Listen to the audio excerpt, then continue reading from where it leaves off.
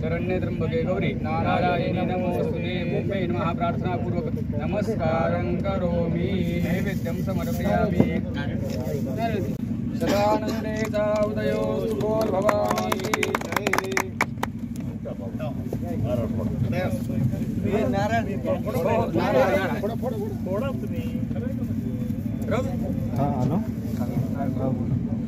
बोला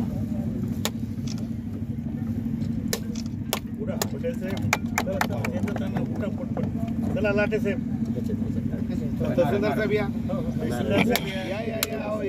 भरपूर नारळ आणलेत त्यांनी, काही चिंता नाही आपल्याला नारळ देते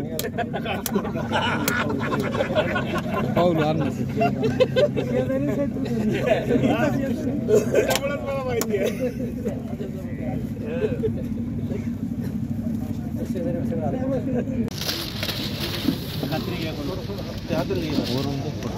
समोर थोडा असं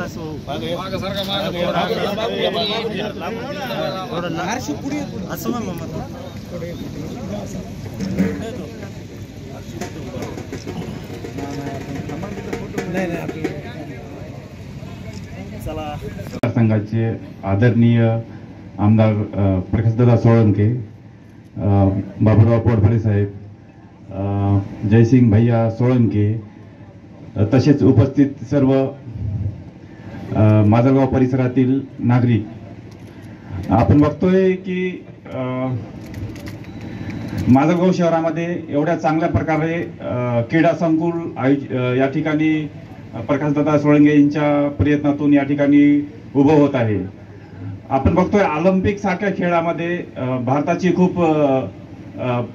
खूप माघार असते, म्हणजे खूप खालच्या पातळीवर शहरामध्ये खूप वर्षापासून ज्या क्रीडा संकुलाची आवश्यकता होती, असं माजलगाव शहरामध्ये क्रीडा संकुल करण्याचं कार्य ज्यांच्या हस्ते होत आहे, असे आमचे माजलगाव मतदारसंघाचे भाग्यविधाते आम्हा सर्वांचे नेते आदरणीय प्रकाशदादा सोळंके साहेब, कार्यक्रमाचे अध्यक्ष म्हणून या कार्यक्रमाला लाभलेले या मतदारसंघाचे बहुजन नेते बाबूरावजी पोटफळे साहेब, व या मतदारसंघाला एक युवक नेता, एक युवक चेहरा म्हणून जे आम्हाला लाभलेले आहेत, असे जसे काही प्रास्ताविक सारखं आपणास बोलणार नाही, परंतु काही गोष्टी आवर्जून सांगणार आहे. दादांच्या बद्दल खूप निराश झालेले होते. त्यांना वाटत होतं की दादा क्रीडा संकुल करू शकत नाहीत, कारण जेव्हा आम्ही आमची प्राथमिक लेवलवर जेव्हा एक बैठक झाली सर्व युवकांची, त्या सर्व युवकांनी मला बोलावून सांगितलं की आपल्याला माजलगाव शहरामध्ये खूप सुंदर असे क्रीडा संकुल करायचं आहे. तुम्हाला सांगू इच्छितो, त्यावेळेस त्या बैठकीमध्ये अशा काही गोष्टी घडल्या की त्या गोष्टी आपण इथं माईकवर बोलू सुद्धा शकत नाही, कारण त्यावेळेस त्यांना वाटलं की मीटिंग होणार, दादाची भेट होणार, निवेदन देणार आणि पुढे काय होणार, तर काय नाही, तर क्रीडा संकुल होणार नाही. तुम्हाला सांगतो, जेव्हा प्राथमिक लेवलवर दादांची भेट घ्यायची होती, दादाला आठवत असेल, सिन्नपणा शाळेमध्ये मी जवळपास 400-500 युवकांना 400-500 युवकांना घेऊन त्यांच्या भेटीला गेलो होतो. त्यावेळेस त्यांनी आम्हाला सांगताना एवढं पॉझिटिव्ह उत्तर दिलं की त्यांनी सांगितले की लवकरात लवकर मी तुम्हाला क्रीडा संकुल देईन. इथपर्यंत ते थांबले नाही, शब्द दिला म्हणून नाही, निवडणुकीच्या अगोदर दिलेला शब्द होता. शब्द काही निवडून आल्यावर नव्हता, शब्द निवडणुकीच्या पूर्वीचा होता. लोकांना वाटलं दादा येतील का, मी सांगितलं लोक दादाला निवडून देणार आहेत, कारण का, कारण प्रॉपरचा आमदार व्हावा ही जनतेची आता इच्छा आहे. गेले पंचवार्षिक खूप मतदारसंघामध्ये काही आमदार असताना काही विकास झाला नाही, आहे ते कामं ठप्प होती. आता यांचं बाकी युवकांचा पण विचार आला. आता आमच्यामध्ये काही बसणारे दुसऱ्या पक्षाचे होते, त्यांना वाटलं की आपण आता त्यांच्याकडे जाऊ. मी म्हणलं एक माणसाला धरू, एकनिष्ठ राहू, काही रुपयाची अपेक्षा ठेवू नका. त्यांना सांगितलं रुपयाची अपेक्षा ठेवू नका, काही जण म्हणले, पण त्यांनी सुद्धा आपला विचार नंतर बदलला आणि दादाला आम्ही निवेदन दिल्यानंतर अवघ्या 6 महिन्यात दादांनी माजलगाव शहरात क्रीडा संकुलात मंजुरी आणली. ही बाब खूप उल्लेखनीय आहे की अवघ्या 6 महिन्यामध्ये दादांनी क्रीडा संकुलाला मान्यता आणली. आज 5 वर्ष सरत आलेत. या 5 वर्षामध्ये आम्ही जेव्हा जेव्हा पत्रक काढलीत, बातम्या देण्याचा प्रयत्न केला, तर काही पत्रकार बांधवांना वाईट सुद्धा वाटलं. ते म्हणले नुसतं तुम्ही सत्कार करतात त्यांचे, नुसतं बातम्यात देतात, क्रीडा संकुल होणार कधी? मी त्यांना सांगितलं 5 वर्षात कमीत कमी ह्या 5 वर्षामध्ये दादांना मग शब्द दिलेला आहे, नक्की 100% क्रीडा संकुल होणार आहे.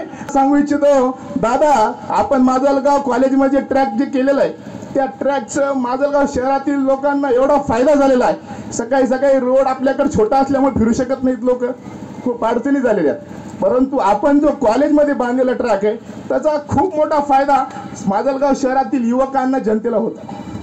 आता आपण हे जे एवढा मोठा क्रीडा संकुल बांधत आहात, या क्रीडा संकुलाचं तुम्हाला सांगतो, आपल्या माजलगाव शहरातून खूप असे विद्यार्थी आहेत, युवक आहेत, जे देशाच्या पातळीवर जाऊन आपलं गावाचं नाव मोठं करत आहे. परंतु आज हा क्रीडा संकुल जर माजलगाव शहरामध्ये चांगलं आणि भव्य असं झालं, तर त्यांना फुटबॉलसाठी, माजलगाव फुटबॉलला जागाच नाही दादा, फुटबॉलला जागाच नाही. क्रिकेटले ग्राउंड होतात, ते आम्ही तिथलं साफसफाई करून मोठं ग्राउंड केलं होतं तात्पुरतं, बाकीच्या सगळ्या खेळांसाठी नव्हतं. इंडोर आउटडोर साठी जागा नव्हती.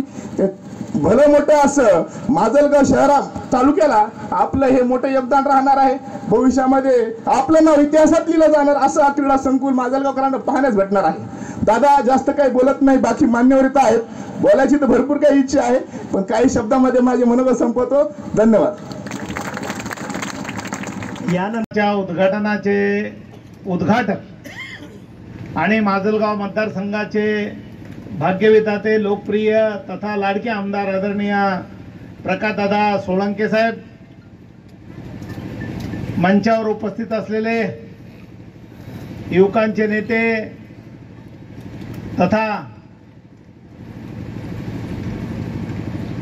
आपल्या सर्व युवकांचे लाडके आदरणीय जयसिंग भैया सोळंके, कृषी उत्पन्न बाजार समितीचे सभापती आणि तथा राष्ट्रवादी काँग्रेसचे तालुका अध्यक्ष आदरणीय जयदत्तांना नरवडे साहेब, मंचावर उपस्थित असलेले तहसीलदार रोईकर साहेब, PI सूर्यतळ साहेब, आमचे मित्र आदरणीय पटेल साहेब, लाटे साहेब आणि सर्वच मान्यवर आदरणीय क्रीडाप्रेमी बांधवांनो, मी आपला अधिकचा वेळ घेणार नाही, परंतु दादांनी क्रीडा संकुल सुरू केलं त्याबद्दल मी त्यांचं माजलगावकरांच्या वतीनं, माजलगाव वासियांच्या वतीनं अभिनंदन आणि आभार मानतो. परंतु आपण एक लक्षात गोष्ट ठेवली पाहिजे, घेतली पाहिजे की जीवनामध्ये बरेच खेळ आहेत. जसा लाटे साहेबांनी एक खेळ सांगितला, तसे अनेक खेळ आहेत. क्रीडा संकुलातला खेळ माणसाचं जीवन बनवणारा खेळ आहे, देशाला समृद्ध बनवणारा खेळ आहे, जाती धर्माच्या पलीकडेचा खेळ आहे. परंतु राजकारण खेळ हा अत्यंत कठीण खेळ आहे आणि अत्यंत अवघड खेळ आहे. राजकारणामध्ये येऊ नका असं मी म्हणणार नाही. ज्यांना जिरवायची त्यांनी निश्चितपणे राजकारणात आलं पाहिजे. स्वतःची ज्यांना जिरवून घ्यायची त्यांनी राजकारणात येऊन जिरवून घेतली पाहिजे. राजकारणाचा खेळ अत्यंत अवघड खेळ आहे. अनेक वेळेला राजकारणामध्ये खेळ खेळत असताना बरेच डावपेच खेळावं लागतात आणि क्रीडा संकुलाच्या खेळामध्ये डाव खेळावं लागतात. या दोन गोष्टी वेगवेगळ्या, डाव आणि डावपेच. डाव हे शारीरिक डाव असतात, मानसिक डाव असतात, बुद्धिमत्तेचे डाव असतात. पण डावपेच हे एकमेकाला लोळवण्यासाठी, एकमेकाचा काटा काढण्यासाठी सुद्धा डावपेच खेळले जातात. म्हणून राजकारणातल्या खेळामध्ये आणि शारीरिक खेळामध्ये फार जमीन आसमानचं अंतर आहे. आणि म्हणून जे दादानी इथं शारीरिक खेळाचा आणि हा माजलगाव समृद्ध, मी देश म्हणणार नाही, पण माजलगाव समृद्ध बनवण्याचा खेळ सुरू केलेला आहे. एकट्या माजलगावमध्ये दादांनी हा विकास आणलेला नाही, तर माजलगाव मतदारसंघामध्ये गेल्या 5 वर्षाच्या कालखंडामध्ये कमीत कमी 1000 कोटी रुपयाचा विकास प्रकाश दादांनी केलेला आहे. त्याच्या श्वेतपत्रिका लोकांपर्यंत पोहोचत नाही, परंतु कार्यकर्त्यांचं काम आहे की लोकांपर्यंत दादांनी केलेलं काम हे घेऊन जाण्याचं काम कार्यकर्त्यांचं, नेत्यांचं आहे आणि ते लोकांसाठी लोकभिमुख असणारं काम आहे. म्हणून आपण लोकांना सांगितलं पाहिजे. 1000 कोटीमध्ये काय, 1000 कोटीमध्ये सर्वात मोठं काम त्यांनी काय केलं असेल तर लोकांना, ज्या लोकांना पाणी मिळत नव्हतं त्या लोकांना पाणी पाजण्याचं पुण्याचं काम त्यांनी केलं. माजलगाव मतदारसंघामध्ये रस्त्याची अत्यंत वाईट अवस्था होती, ते रस्ते बनवण्याचं काम त्यांनी त्यांच्या हाताने केलं. त्यानंतर आरोग्य शहरामध्ये तर केलं. शहरामध्ये तर अत्यंत सुंदर शहर, माजलगाव शहरासारखं अनेक लोकांनी हे गचाळ शहर केलं होतं. माजलगाव सुंदर असणारं शहर हे गचाळ शहर केलं होतं.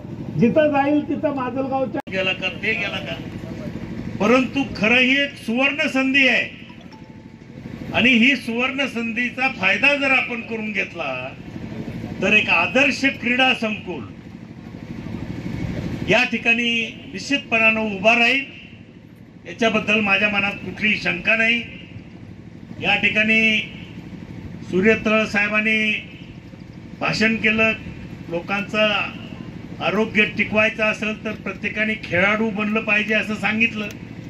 ती सुविधा निर्माण झाल्यानंतर सूर्यतळ साहेब तुमच्या पोलिसाची परेड सुद्धा या क्रीडा संकुलमध्ये घ्या. ग्रामीण पोलीस, शहर पोलीस, DYSP पोलीस, सकाळी काही जण मी फिरायला जातो तेव्हा मला भेटतात, जरूर भेटतात. पोलीस व्यायाम करतात काही, पण मोजके हातावर बोटावर मोजणे इतके. हा म्हणजे तेच मी म्हणतो, ते बोटावर मोजणे इतके. पोलिसांनी सुद्धा जनतेच्या रक्षणासाठी तंदुरुस्त राहायला पाहिजे, तरच संरक्षण चांगल्या पद्धतीने होऊ शकतं. आणि आपल्या सगळं हे शेजारी, पोलीस कॉलनीच्या शेजारी हे क्रीडा संकुल होत आहे. मध्यंतरी मी DYSP साहेबांनाही सांगितलं होतं की हे क्रीडा संकुल झाल्यानंतर ते निश्चितपणानं त्याचा उपयोग करा. पोलिसाचं म्हणजे आरोग्य चांगलं राहिलं पाहिजे, ते चपळ चित्त्यासारखे चपळ झाले पाहिजेत. या दृष्टिकोनातून तुम्ही या क्रीडा संकुलाचा उपयोग करून घ्या. बाबुरावनी अनेक गोष्टीचा उल्लेख केला, मी काही त्याचा उल्लेख करणार नाही. गेले 35 वर्ष या मतदारसंघाच्या राजकारणात, समाजकारणात काम करतोय.